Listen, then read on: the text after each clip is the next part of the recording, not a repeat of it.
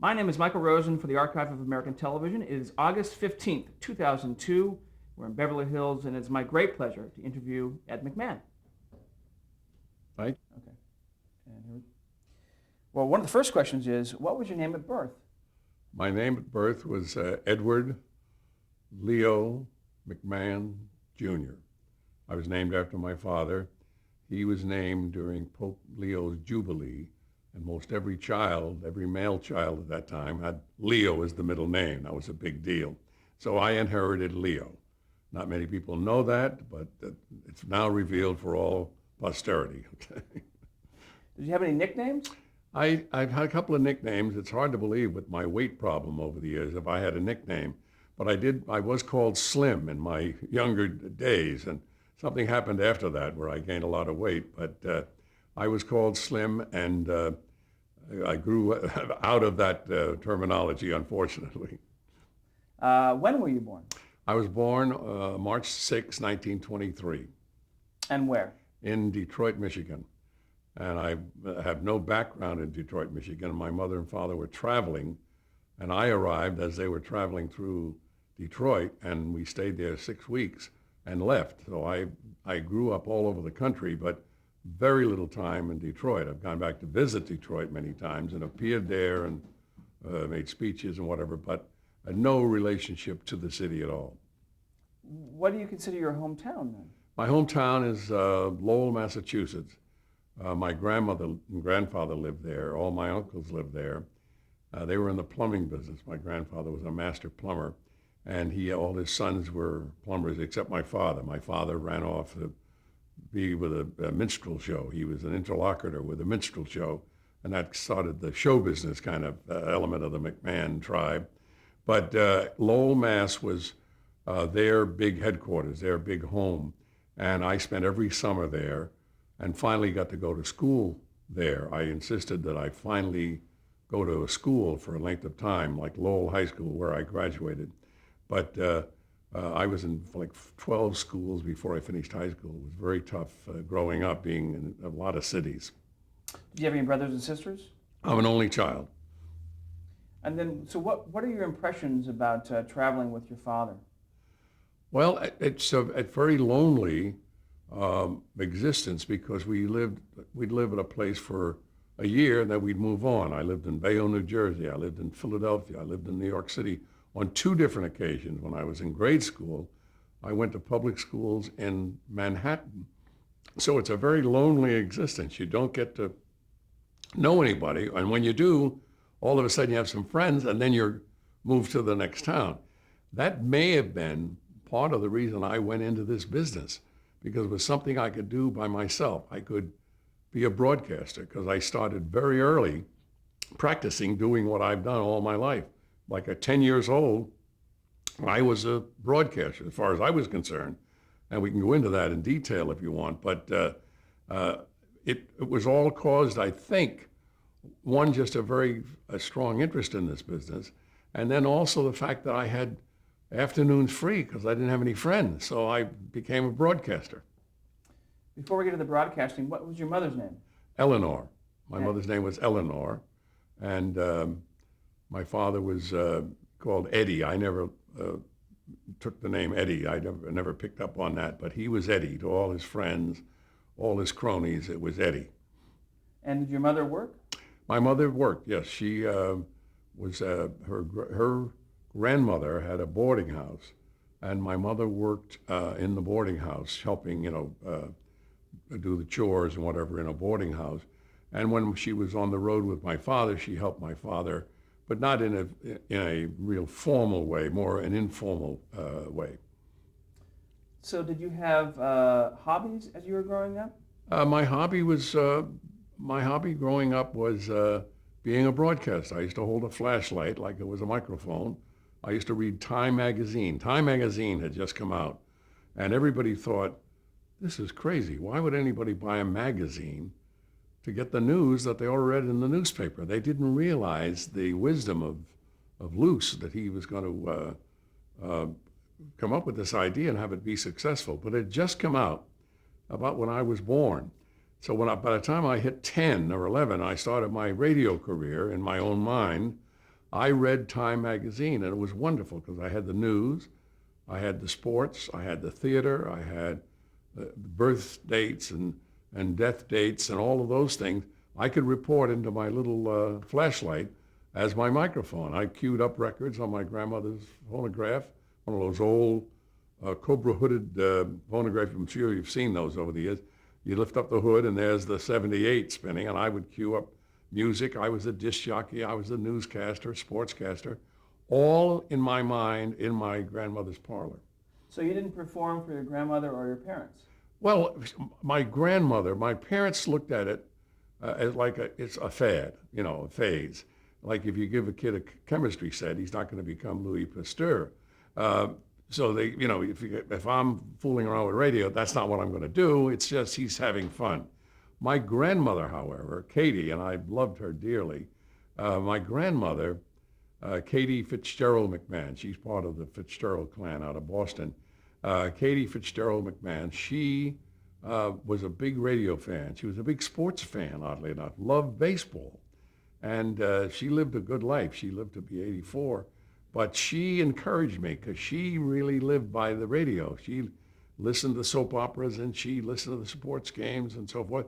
So she would say, Edward, you go ahead. You do that. You're going to be good. You're going to make it. You're going to be a broadcaster. I didn't even know what the word was. I don't know whether they used the word broadcaster in those days, but you're going to be an announcer. That was my goal, to be a radio announcer. That's what I want. All my heroes were radio announcers. That's what I wanted to be.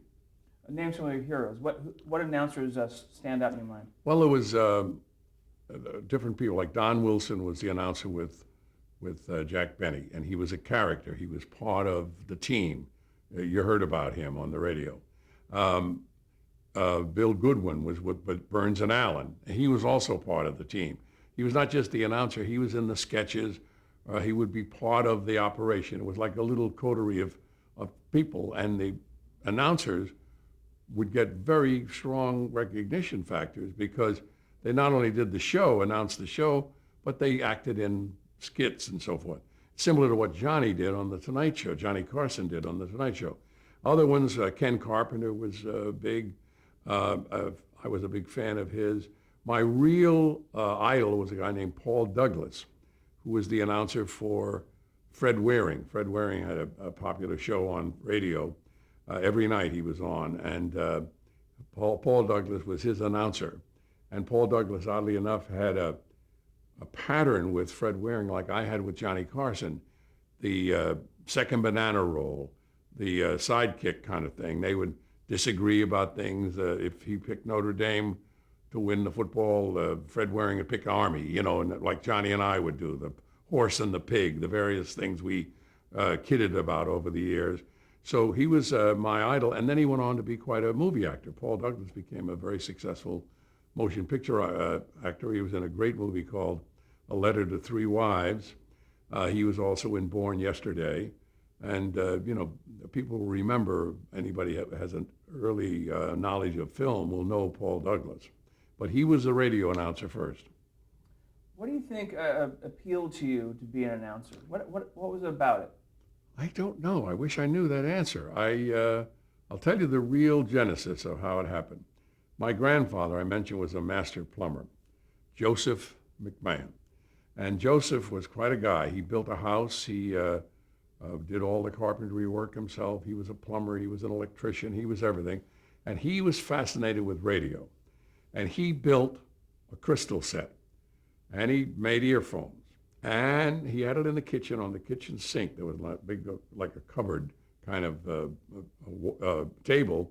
And he had this radio. And I can remember, this is a vivid thing in my mind, when I was about 6 or 7, him putting the earphones on my ear.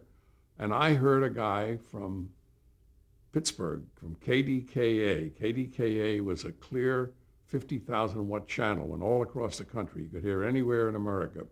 And I heard it up in Lowell, Massachusetts. Now, this may be apocryphal, but I've always felt that I wasn't so fascinated that this man was speaking in Pittsburgh, and I was hearing it in my kitchen in Lowell, my grandfather's kitchen in Lowell, Massachusetts. I was fascinated by that guy in Pittsburgh. I wanted to be that guy in Pittsburgh. Now, I was like 6 or 7, Because it must be true, because soon after that, when I started practicing, when I was about 10, I started to be an announcer. The phenomenon of radio is so unique to the era. What are some of the shows, some of what you've mentioned, what are some of the shows that really were your favorites? And if you could kind of describe how important radio was at that time. All right, I'll give you an idea how important radio was. My favorite shows were Jack Benny, Fred Allen, Burns and Allen, Fibber McGee and Molly, all of the radio sitcoms they were, in a sense. And oddly enough, Jack Benny, the pattern of Jack Benny's radio show was just exactly what Johnny Carson did on the Johnny Carson Tonight Show for 30 years. And Johnny and I often kidded about the fact that he would be in Omaha or Lincoln, Nebraska, wherever he happened to be as a child, on the floor, on his elbows, and you used to look at the radio. You didn't just listen. You used to look at the radio and listen. He was doing that in Lincoln, Nebraska. I was doing that in Lowell, Massachusetts. And we were both listening and not even knowing it by, osmosis. We were studying Jack Benny, because when Johnny got the Tonight Show, that's exactly what happened. He had me, he had Doc, he had Tommy Newsom, he had Fred DeCordova. He had all these characters, and they were all part of the story of the Tonight Show. But that's what Jack Benny did. So those are the shows I loved. And even in those days, they were clever enough to do what now is very normal, de rigueur, to have something flop over to another show. Fred Allen and Jack Benny did that all the time.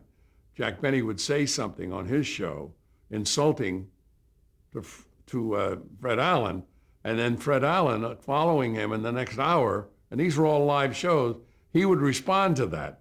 So there was that hook that they now try to get in television, where they get something in one show that plays off in the next, so you want to go there. You want to stay and see what's going to happen. They were doing that back in radio. Well, I was fascinated by all that. And I'll tell you how important radio was. Glenn Miller was the hot band. That was like a really big band, the Glenn Miller Orchestra. And they were on 3 nights a week at 10 o'clock for 15 minutes. We'd be at the gym playing basketball or whatever we were doing at the Y. We'd be the YMCA. We'd be swimming or whatever. But we would run home to be at a radio at 10 o'clock to hear where Glenn Miller was broadcasting from. He broadcast from different colleges all around the country. And we wanted to hear where he was broadcasting from. Now, to give you an idea how important radio was, Amos and Andy were on at 7 o'clock every night. Amos and Andy were so popular that people wouldn't go to the movies because Amos and Andy were on. It's like the Super Bowl. No one goes to the movies when the Super Bowl's on. Well, back then, no one was going to the movies because Amos and Andy were on.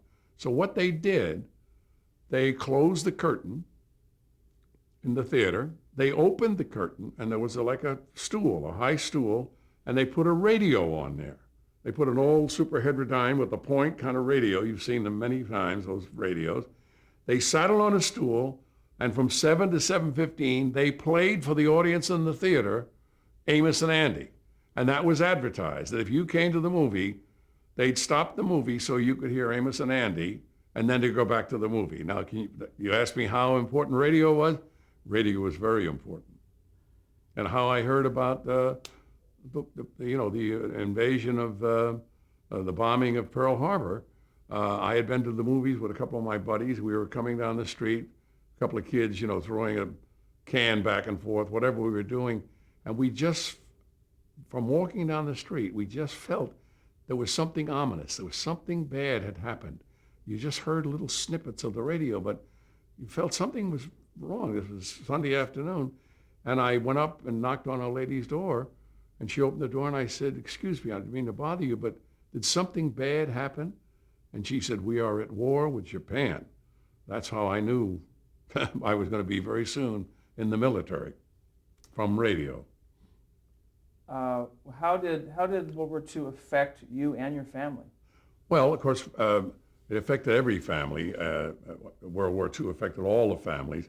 Mine was a particularly strong sense because I had already been in the military. I'd been in what they call the CMTC, the Civilian Military Training Corps, and I'd worked my way up to sergeant. And what it was for me, it was a great gimmick to get a good vacation because you went for a month in the summer.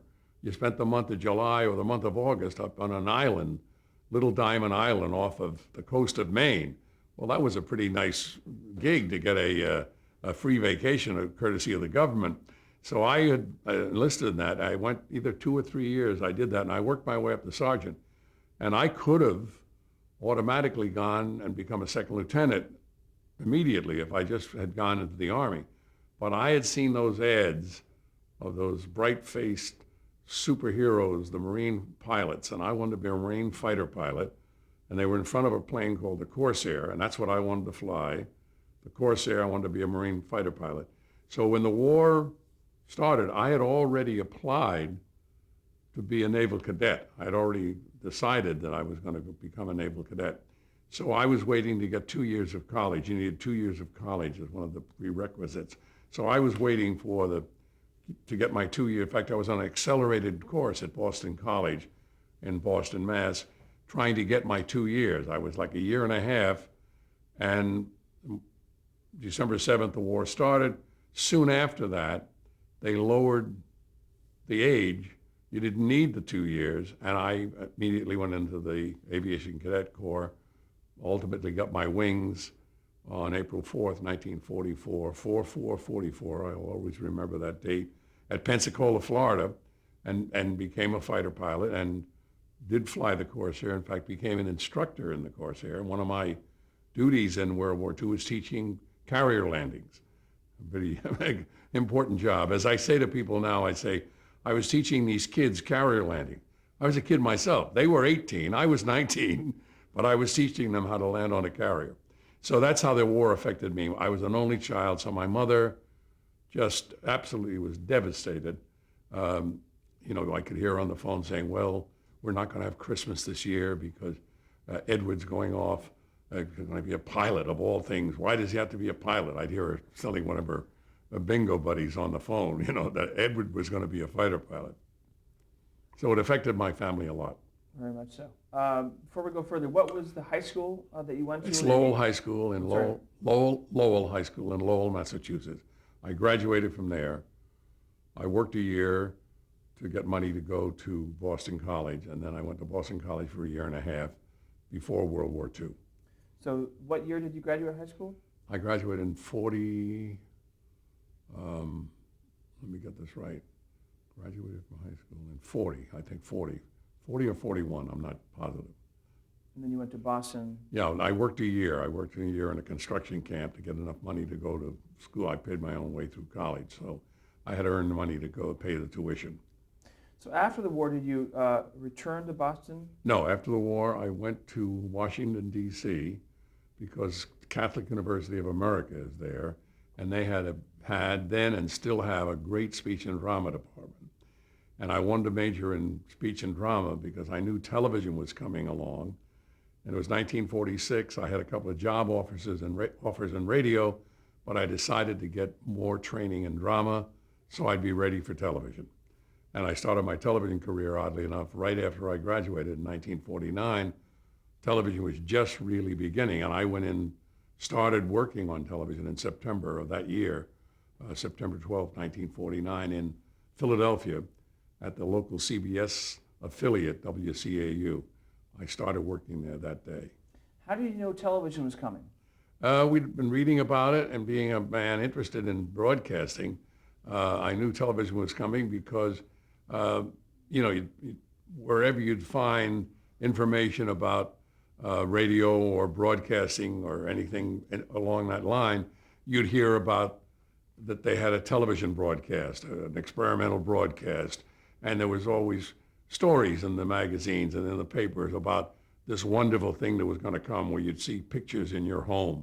So it was very fascinating to everybody, including me, because I had been in radio. I wanted to continue in radio and television, but I wanted to get ready for television. Do you remember the first time you saw television? The first time I saw television, that's a pretty good question. I'm trying to think. I was on a very, very early television broadcast.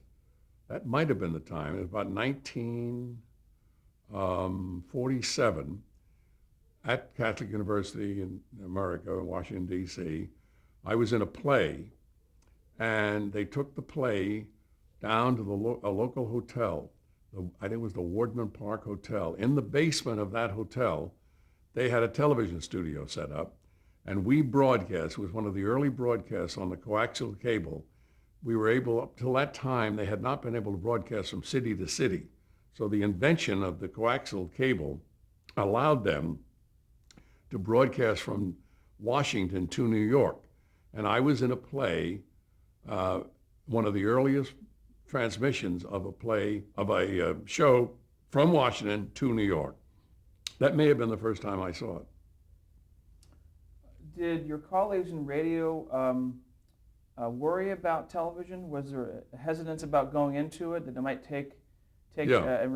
basically replace radio? Yeah, the idea about television coming was always a worry for people in radio, because it was like the movies worried about the radio I told you about. They certainly were worried about television coming, that you could stay home and see movies. That would be a terrible thing for the movie business. So radio felt the same way, that television might usurp its prowess. And for a long time, there were many articles to that effect, that radio was dead, radio would never recover from the onslaught of television. There was a lot of talk like that. Of course, it never came to be, but there was a fear and a worry about that. So then, that also perhaps it may be a fad, right? Sure, yeah. So what was it about television that made you prepare for it? What was it, a business decision where you were just preparing that if in fact television took hold, that you would be prepared? Or What made me decide that I wanted to roll into television was I had heard about it, I'd read about it, I was fascinated by it.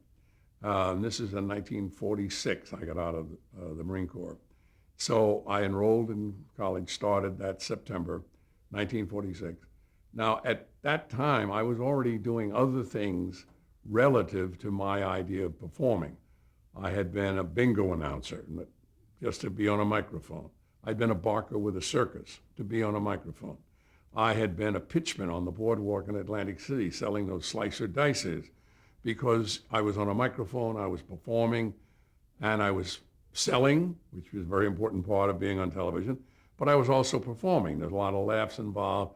You're entertaining the crowd. You entertain them and then you sell them. So it was great training for me, the ancillary things I was doing. Aside from studying drama, every summer I'd be on the boardwalk in Atlantic City really practicing my art, because one of the biggest problems about radio guys going into television, a lot of people couldn't talk and use their hands at the same time. Being a pitchman, that's the essence of a pitchman, that you can slice and dice. You do slice those tomatoes. You do cut up the carrots. You do make the coleslaw out of the cabbage. So as you're selling and talking, your hands are going a mile a minute. So when I got into television and started doing my own commercials, where I had to demonstrate, you had to pour the grapefruit juice, you had to demonstrate the pants presser, whatever it was you were selling in those days, I had that great experience, ancillary experience from being a pitchman. So the worry, to get back to the worry for a guy in radio who didn't know how to use his hands when he talked was in great dread that he would not be successful on television. He'd want to stay in radio. But I saw it as both things happening at the same time. I wanted to stay in radio, I wanted to stay in television. I wanted to get into television, but I also wanted to be back in radio. It was, my life's work. I knew at 10 that's what I wanted to do the rest of my life. At this point, were your parents starting to realize that it wasn't just a fad for you? Yes, they realized when I came out of the school, I was accepted at Yale University in New Haven, and I went up there, and I had a wife and a baby at the time after the war, and I had to worry about supporting a wife and baby while I went to college. That was a major decision. Should I take a job in radio and just work my way into television that way, or should I really study and prepare? And I wanted to finish college. I wanted to get a college degree. I was one of the first McMahons in my family to go to college, and I wanted to fulfill that. You know, it was like an ambition of mine to fulfill college. So my parents, when they saw I had applied for Yale and been accepted, you know, they thought that was wonderful. And then I said, but the Yale's drama school is really good, but it's not quite as good as Catholic U in Washington. And I can get a better job in Washington. I can make more money in Washington because it's a bigger city. So then they realized what was luring me to college was not just going to college, it was the drama, the quality of the drama school. And it was quite a decision to make because Yale had a great drama school and Catholic U had a great drama school. So they started then to realize what was going to happen to me. So in 1950, you made a pilot called That McMahon's Here Again. Tell us about that. Oh boy, you have done your research. I'd forgotten about that. I was in, as I said, in '49. I was in television working, and because I was one of the few people that had that ability, as I mentioned, to use my hands, and you know, I could do a cooking show, I could do any kind of a show that would work. I started out and was really very hot. I had all of a sudden, I had 13 television shows. I was the host and the writer and the producer on most of them, but I was the host of 13 different shows. So I was doing everything. So everything that came along, I did. So we had a concept for McMahon, and that pilot that you mentioned was really, it grew into be a show called McMahon Around the House. And the idea was that I could be around my house and do anything. And it was like really a forerunner of some of these shows that are now existing on television very successfully, of the kind of theme of a household, you know, where there's a household and people are functioning in the household. All the sitcoms are like that. But I'm talking about some of the shows, like a talk show, like there's a new talk show coming out and with Jack Ford, and that's going to be like a competitor to Regis and Kelly. Regis Philbin I'm speaking of, and Kelly, is it Ripton? Ripa. Anyway, that's kind of you're in their house kind of, and they have guests come in and they interview. Well, that was my idea, using Man Around the House, McMahon Around the House. Nothing ever came of that show. I still have the title, I don't have a show. What station was it for? This for WCAU in Philadelphia, which was like the keystone station of the CBS network. It was one of their biggest stations. In fact, the CBS network really started in Philadelphia. That's where it began, at WCAU in radio. So that was like a very special place. And we'll take a break and change tapes. Okay.